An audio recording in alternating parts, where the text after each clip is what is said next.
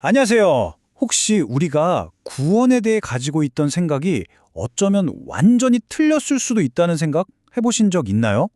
오늘은 시편 106편을 통해서 우리가 구원받는 진짜 이유가 뭔지 그 아주 근본적이고 놀라운 진실을 한번 파헤쳐 보려고 합니다.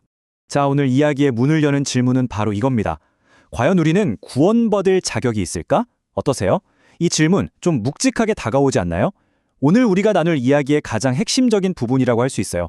아마 한 번쯤은 스스로에게 던져봤을 법한 그런 질문이죠. 첫 번째 파트입니다. 끝없는 배반. 여기서부터 인간과 신의 관계가 도대체 왜 그리고 어떻게 근본적으로 어긋나기 시작했는지 한번 들여다보겠습니다.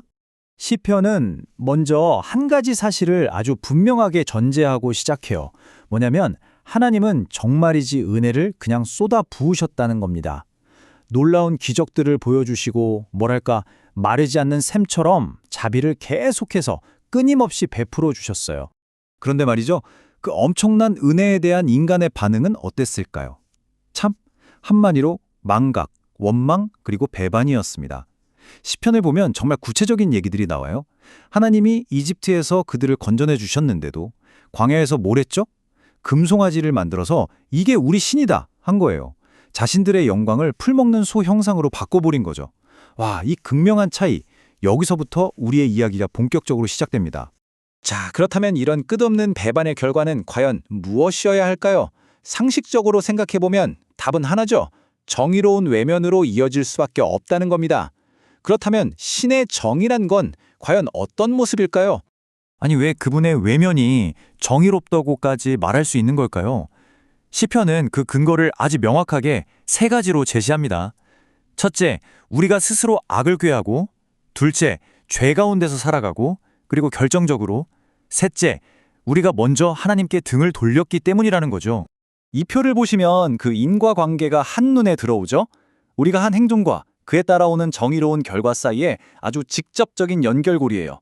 그러니까 우리가 죄를 짓고 하나님을 떠난다면 그분께 외면당하고 버림받는 게 너무나 당연한 수순이라는 겁니다. 긴장감이 점점 고조되지 않나요? 그러니까 핵심은 바로 이겁니다.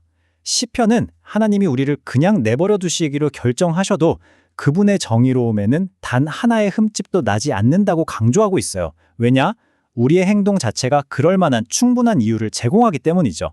자, 이제 이야기는 정말 결정적인 전환점을 향해 달려갑니다. 자, 드디어 이 이야기의 심장부로 들어왔습니다.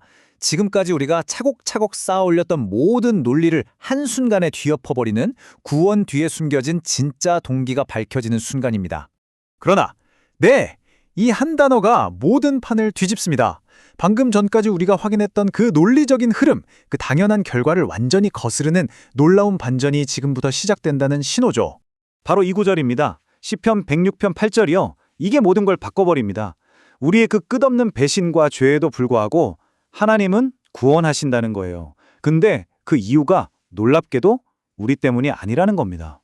뭐 때문이냐고요? 바로 자기의 이름을 위하여. 이걸 위해서 구원하셨다는 거죠. 그렇다면 자기의 이름을 위하여라는 말이 도대체 무슨 뜻일까요? 시편에 따르면 이건 하나님께서 자기 자신의 성품, 그러니까 당신의 그 위대한 자비와 긍휼, 그리고 그 누구도 막을 수 없는 강력한 힘이 진짜라는 것을 온 세상에 드러내기 위한 행동이라는 의미입니다. 다시 말해 구원은 우리를 위한 것이기도 하지만 근본적으로는 하나님 자신을 드러내는 행위라는 거죠.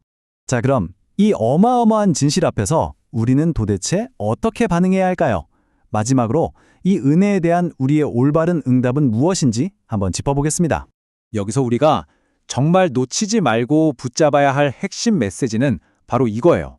구원은 나의 어떤 선한 행동이나 노력, 자격의 문제가 전혀 아니라는 사실입니다.